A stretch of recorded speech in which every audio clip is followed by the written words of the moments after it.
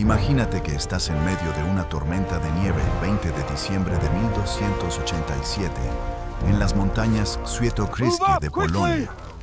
Y a tu alrededor se oye el estruendo de los cascos, el choque de espadas y los gritos de hombres que luchan por sus vidas. Esta no es una batalla cualquiera. Es un momento histórico en el que el ejército mongol, la misma fuerza que una vez aterrorizó a toda Europa, huye de los polacos. Y si crees que esta historia es una locura, dale a me gusta ahora mismo porque lo que voy a contarte se va a poner aún más loco. Hablamos de un ejército que construyó el imperio más grande de la historia, que derrotó a Hungría, Rusia e innumerables naciones más, pero que fue derrotado por una nación fragmentada y débil como Polonia. Entonces, ¿cómo pudo suceder esto? Permítanme contarles esta extraordinaria historia. El ejército de Talabuga Khan, uno de los comandantes más temibles del imperio mongol, había recorrido un largo camino desde su campamento de Meimenetshetin, invierno cerca de Vladimir, a principios de diciembre de 1287. Cruzaron Lublin e intentaron cruzar el río Vístula cerca de Sawychost. Pero el río aún no se había congelado. Así que tuvieron que encontrar un cruce menos profundo, más al sur. Evitaron Sandomir, tras darse cuenta de que la ciudad estaba demasiado bien fortificada para tomarla rápidamente y, en su lugar, se dirigieron hacia las montañas de Świętokrzyski, con la esperanza de asaltar el rico monasterio de Święty Krzyż. Pero ese plan no salió como esperaban. El duque Leszek, el Negro, que gobernaba Polonia en aquel entonces, no era de los que se quedaban sentados en su castillo esperando malas noticias. Lideró una fuerza que las crónicas describen como poco clara, pero significativa. Y creo que esa frase poco clara es precisamente lo que más asustó a los mongoles. En la guerra, sobre todo cuando estás en tierra extranjera en pleno invierno, lo que no sabes es qué puede matarte. Los mongoles estaban acostumbrados a enfrentarse a ejércitos polacos dispersos y desorganizados, fáciles de dividir y destruir pieza por pieza, como hicieron en 1241. Pero esta vez se enfrentaban a algo completamente diferente. Una fuerza concentrada y disciplinada, y lo más importante, que luchaba en un terreno que conocían a la perfección. El traicionero terreno montañoso de la región de Świętokrzyski se convirtió en el mejor aliado de Leszek. Y esto es lo que necesito que entiendas. Los mongoles eran una caballería brillante en vastas llanuras, donde podían maniobrar rápidamente en círculos, dividir a sus enemigos, usar tácticas de retirada fingida y su arquería montada para devastar a sus oponentes desde una distancia segura. Pero cuando los metes en estrechos pasos de montaña con nieve espesa, donde los caballos no pueden galopar, donde no hay espacio para maniobrar y donde puedes ser emboscado por todos lados, de repente todas esas ventajas desaparecen. Leszek comprendió esto profundamente, quizás tras años de estudiar el combate mongol, y eligió el momento y el lugar perfectos para atacar. El 20 de diciembre, según las crónicas polacas, las fuerzas de Leszek, Música, atacaron la columna principal de Talabuga cerca de Wolf. Desconocemos los detalles exactos de cómo se desarrolló la batalla, pero el resultado es claro. Los mongoles sufrieron una derrota bastante dura. No se trató de una derrota menor ni de una escaramuza insignificante. Fue un revés lo suficientemente grave como para obligar a toda la columna norte a rendirse. Se retiraron hacia Kilo, abandonando lo saqueado, y para enero de 1288 regresaron a su campamento de invierno en el Lviv con el rabo entre las piernas. Señor, siga adelante. Esta fue la primera vez, en 3 invasiones de Polonia, que una columna mongol se vio obligada a retirarse antes de completar su misión. Pero esto es solo la mitad de la historia. Porque mientras Talabuga huía hacia el este, Nogai Khan, un comandante, mucho más veterano y poderoso, con 10.000 soldados de caballería de élite mongoles y turcos, sin rutenos entre ellos, seguía avanzando hacia la capital, Cracovia. Y aquí es donde la situación se pone realmente tensa. Porque si Talabuga, Música, era alguien a quien se podía derrotar, Nogai Khan era un oponente completamente diferente.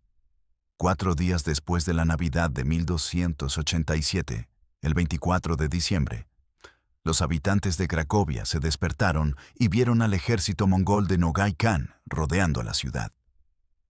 No puedo imaginar lo aterrador que debió ser saber que estos hombres habían arrasado la ciudad 2 veces antes, en 1241 y 1259. Para muchos ancianos de la ciudad, no era la primera vez que veían a jinetes mongoles rodeando sus murallas, y los recuerdos de la última vez no eran nada agradables. Pero esta vez, algo era fundamentalmente diferente. Cracovia ya no era la fortaleza de madera fácilmente inflamable de 1241. Ahora contaba con sólidas murallas de piedra, descritas en Minutes and Section, fuentes contemporáneas como defendidas por ballestas y máquinas de asedio, tanto grandes como pequeñas. El castillo estaba construido completamente de piedra. Un completo contraste con la fortaleza de madera que había sido incendiada en las 2 invasiones anteriores. Los polacos habían aprendido una lección muy costosa de sus derrotas anteriores. Y habían invertido años y enormes recursos en convertir Cracovia en una fortaleza inexpugnable. No se trataba solo de construir murallas. Se trataba de desarrollar un sistema de defensa integral con guardias entrenados, armas preparadas y, lo más importante, la determinación de no permitir que la historia se repitiera. Nogai Khan, un comandante curtido en la batalla con décadas de combate en Asia y Europa, observó esas murallas y evaluó rápidamente la situación. Sabía que un asedio prolongado sería un grave error estratégico, especialmente en pleno invierno, cuando los suministros escaseaban y el fracaso de Talabuga en el norte significaba que el plan original de unirse al norte de Cracovia no podía ejecutarse. Así que tomó una decisión tácticamente inteligente, al estilo mongol. No perder tiempo en un objetivo difícil, sino dividir las fuerzas para atacar las zonas circundantes, al menos para evitar que esta campaña fuera un fracaso total. Nogai dividió su ejército en al menos 3 unidades más pequeñas y comenzaron a devastar zonas tanto al norte como al sur de Cracovia. Uno de sus objetivos era la ciudad de Stary Son, ubicada en la región de Podal. Pero incluso allí encontraron resistencia. Los Gorals locales, esos duros habitantes de las montañas, atacaron los campamentos mongoles en el río Dunk y los expulsaron de la zona en una batalla conocida como la Batalla de Danjik. Esto es notable. Incluso los civiles polacos contraatacaban ahora. Ya no huían como en 1241. Y aquí es donde entran en juego los húngaros. Porque mientras todo esto sucedía, el rey de Hungría había aprobado una campaña contra los mongoles y encomendado a Jorge Boxa-Vivode de Sovar la dirección de una expedición húngara. Jorge marchó desde Podilene y Keshmarak, recogiendo unidades polacas locales en el camino y formando una formidable fuerza aliada. Mientras tanto, Leszek II, tras derrotar a Talabuga en el norte, marchaba rápidamente hacia el sur para defender Cracovia e intentar unirse a los húngaros. En enero de 1288, lo que el ejército mongol de 1000 hombres que asediaba Star no esperaba en absoluto era un ataque sorpresa total de la fuerza aliada húngaro-polaca comandada por George Baka. Y esto es lo que debo enfatizar. No fue una batalla equilibrada ni una escaramuza inconclusa. Fue una masacre. El ejército mongol fue prácticamente aniquilado. Su comandante murió en el campo de batalla y los supervivientes huyeron en el caos. Esta fue la última gran batalla de la invasión, según Wikipedia, y envió un mensaje claro a Nogai Khan. Se acabó la partida. Nogai Khan no lo hizo darse cuenta de que la situación ya no era favorable. Con Talabuga en retirada, con las fortalezas polacas aún en pie, con los ejércitos polaco-húngaros reuniéndose y siendo más fuertes de lo esperado, música, y con las bajas aumentando, ordenó la retirada total a Rutenia a finales de enero de 1288. Y aquí está el detalle que más me gusta. De regreso, asaltaron las aldeas de sus vasallos rutenos en Galitzia. Probablemente porque estaban furiosos por el fracaso y necesitaban compensar el hecho de no haber saqueado nada significativo de Polonia. Esto demuestra su frustración. Así pues, por primera vez en 3 invasiones de Polonia, los mongoles se retiraron sin capturar ninguna ciudad importante, sin tomar muchos prisioneros y con una gran pérdida de soldados. En comparación con las 2 invasiones anteriores, la campaña de 1287-1288 fue mucho más corta y mucho menos destructiva. ¿Pero por qué? ¿Cómo pudo una nación fragmentada como Polonia lograr lo que la poderosa Hungría no pudo en 1241? Entonces, ¿qué cambió entre 1241, cuando los mongoles devastaron Polonia con facilidad, asesinaron al duque Enrique II en Legnica, incendiaron Cracovia y aterrorizaron a toda Silesia, y 1287, cuando tuvieron que huir sin lograr ningún objetivo? Esto no fue suerte ni un milagro. Fue el resultado de 47 años de aprender de la derrota. Y creo que esta es la lección más importante que podemos sacar de esta historia. A veces, en la historia, la derrota enseña más que la victoria, y los polacos son un ejemplo perfecto de ello.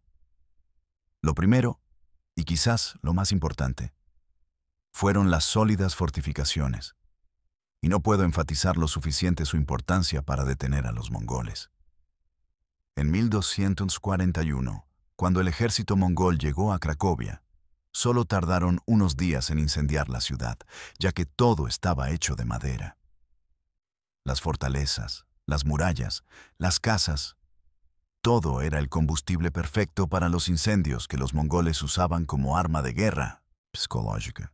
Pero para 1287, Cracovia contaba con murallas de piedra equipadas con ballestas, máquinas de asedio y un sistema de defensa diseñado específicamente para contrarrestar la caballería móvil. En Sandir II, los monasterios también fueron fortificados. Los mongoles no trajeron equipo de asedio completo esta vez, porque pensaron que la campaña sería como las 2 anteriores: rápida, brutal y efectiva. Una incursión, no una conquista. Pero se equivocaron. Y ese exceso de confianza, o quizás deberíamos llamarlo desprecio por la capacidad de adaptación del Po, se convirtió en su perdición.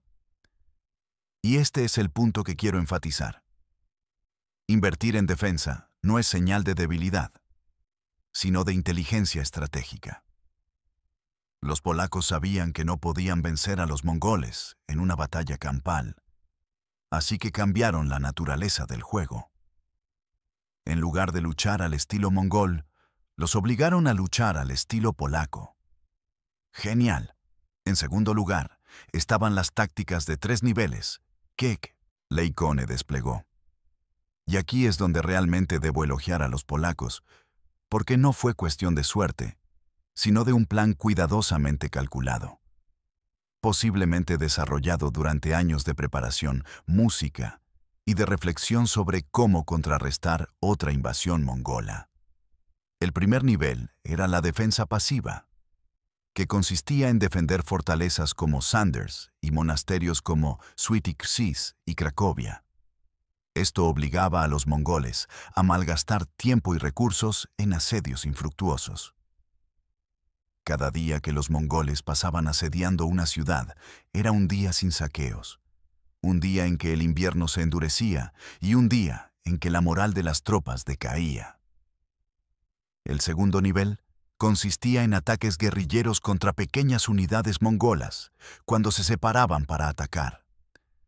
Aquí es donde los Gorals de Podhale desempeñaron un papel crucial, junto con otras fuerzas locales. Atacaron campamentos mongoles, tendieron emboscadas a pequeñas unidades y les hicieron la vida imposible a los invasores. Esta táctica no buscaba una victoria decisiva, sino agotar y dispersar al enemigo.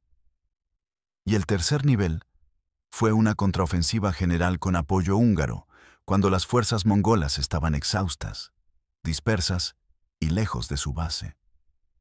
Fue entonces cuando Leszek y George Boksa aparecieron con fuerzas numerosas, concentradas y poderosas para asestar golpes decisivos como en Wagów y Steisz. Comparen esto con 1241, cuando duques polacos como Enrique II se enfrentaron temerariamente a los mongoles en Legnica. Cayeron en una trampa mediante tácticas de retirada fingidas y fueron aniquilados. Verán que aprendieron mucho. Los polacos de 1287 no actuaron por honor ni por orgullo caballeresco, sino por eficacia y supervivencia.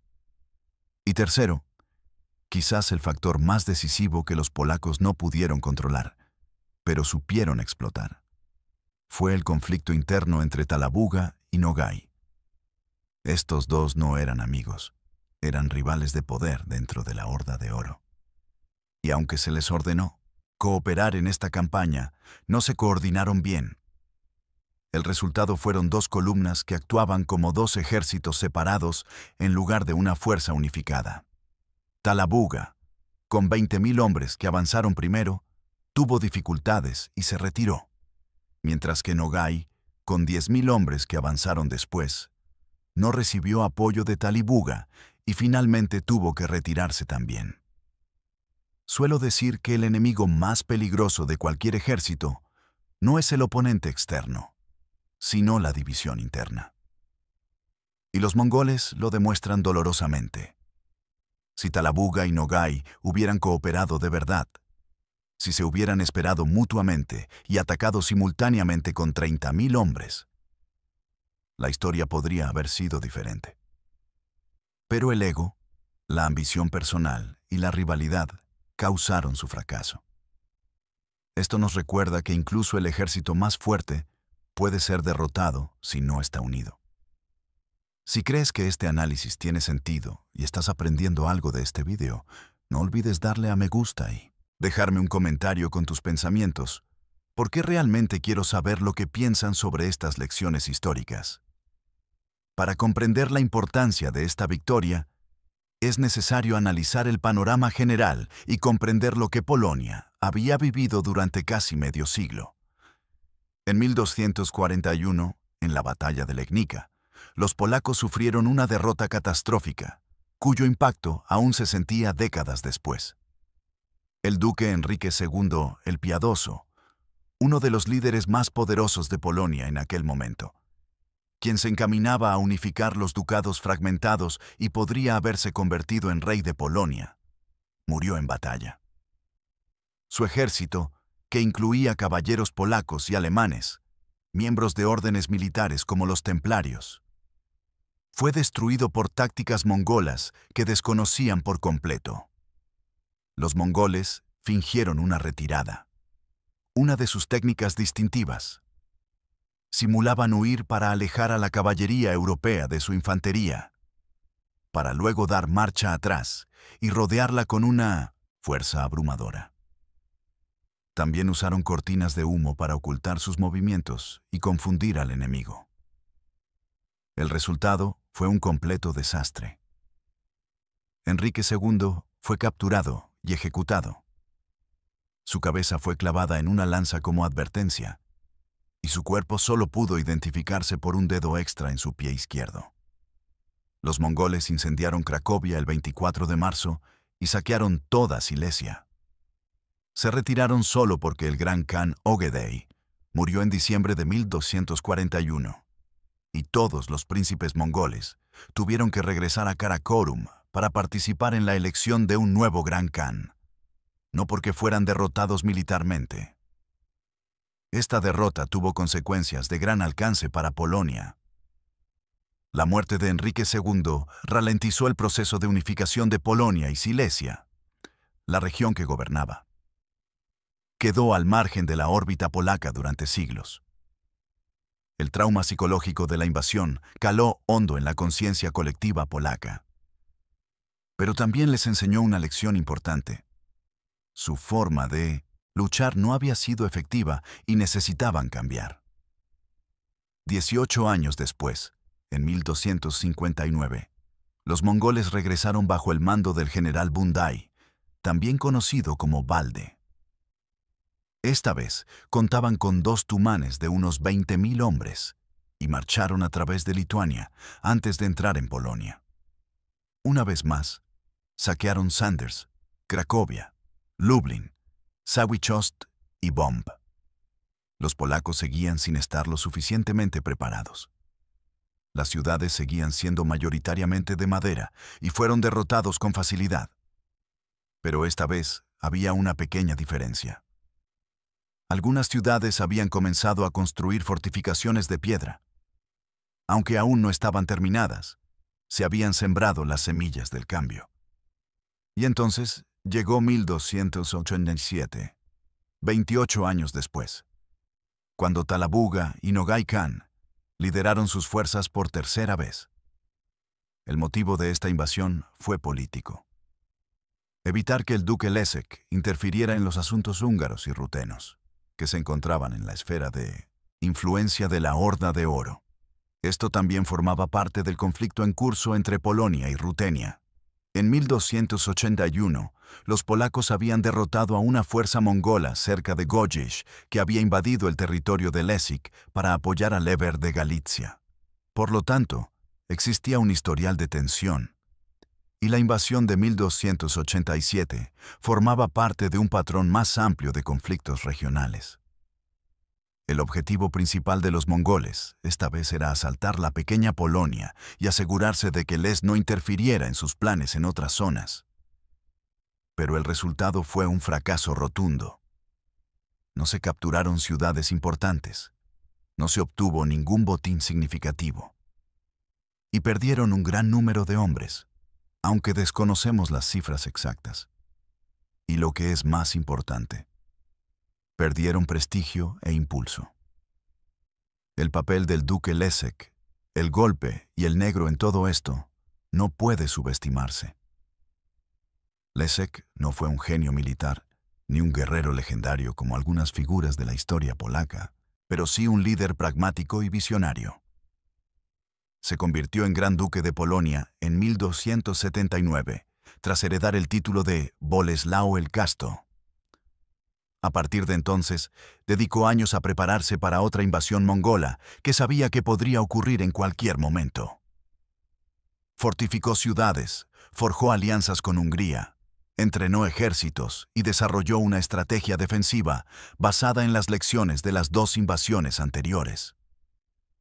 Cuando Talabuga y Nogai llegaron con 30.000 hombres en 1287, pensando que sería una incursión fácil como las anteriores, descubrieron que se enfrentaban a una Polonia completamente diferente. Esta no era la Polonia de 1241, con fortalezas de madera y ejércitos indisciplinados. Esta era una Polonia que había aprendido, se había adaptado y se había preparado. Y esa preparación marcó la diferencia. El impacto de la campaña de 1287-128 fue mucho más allá de las batallas específicas y las bajas. Esta fue la última vez que los mongoles intentaron invadir Polonia.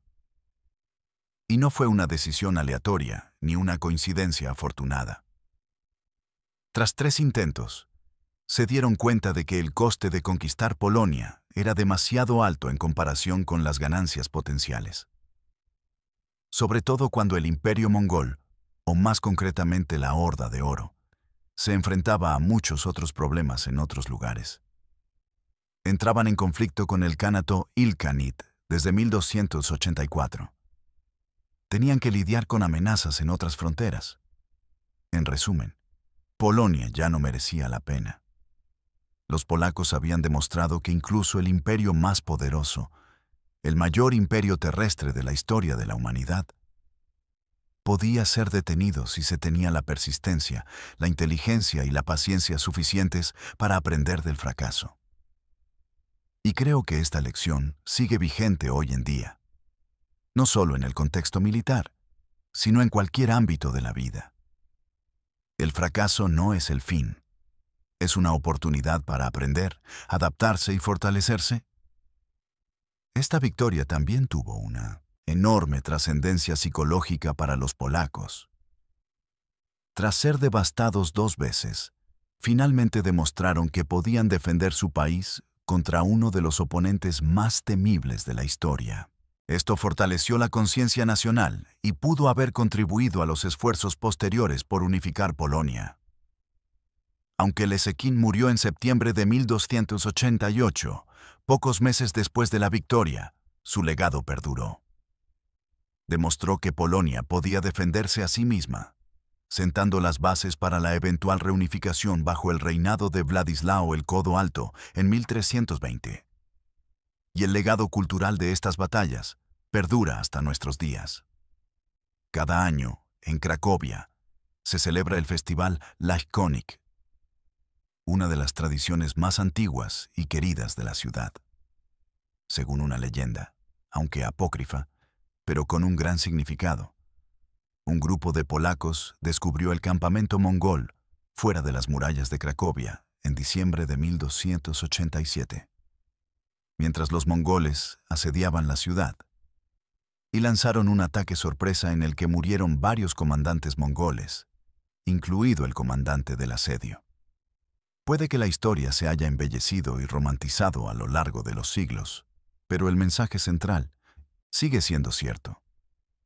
Los habitantes de Krów, incluso los ciudadanos comunes, lucharon contra los mongoles y vencieron. El Lech Konik, una figura que representa a un jinete mongol, pero que porta un polaco, es un símbolo de esa victoria y un recordatorio de que a veces el más débil puede vencer al más fuerte. Entonces, ¿qué podemos sacar de esta extraordinaria historia de las batallas de 1287 y 1288? Las batallas que aseguraron que los mongoles nunca regresaran a Polonia. Creo que hay 3 lecciones principales. Primero, la preparación y la adaptación son más importantes que la fuerza bruta. Los mongoles eran más numerosos, tenían más experiencia y una reputación más temible. Pero los polacos tenían algo que los mongoles no tenían: una estrategia diseñada específicamente para contrarrestarlos. Desde sólidas fortalezas de piedra hasta tácticas de 3 niveles, todo estaba planeado para maximizar las ventajas polacas y minimizar las ventajas mongolas. En segundo lugar, la perseverancia ante la adversidad puede marcar la diferencia entre el fracaso y el éxito. Desde la derrota de 1241 hasta la victoria de 1288, transcurrieron 47 años de aprendizaje, construcción y mejora. Los polacos no se rindieron ni tras la primera derrota ni tras la segunda. Siguieron trabajando, preparándose, y finalmente sus esfuerzos dieron sus frutos. Y tercero, ningún ejército es invencible. Ningún imperio es invencible. El imperio mongol fue el mayor imperio terrestre de la historia de la humanidad, extendiéndose desde Vietnam hasta Hungría, desde Siberia hasta Irak. Derrotaron a China, Persia, la Rus de Kiev, Hungría e innumerables naciones más.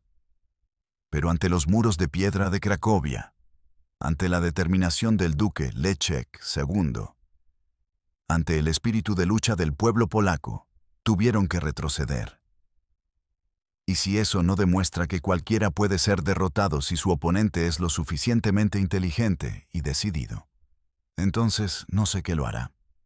Esta historia no se trata solo de Polonia y Mongolia. Trata sobre la resiliencia del espíritu humano, sobre la capacidad de aprender y adaptarse, y sobre nunca rendirse. por muy difíciles que se pongan las cosas.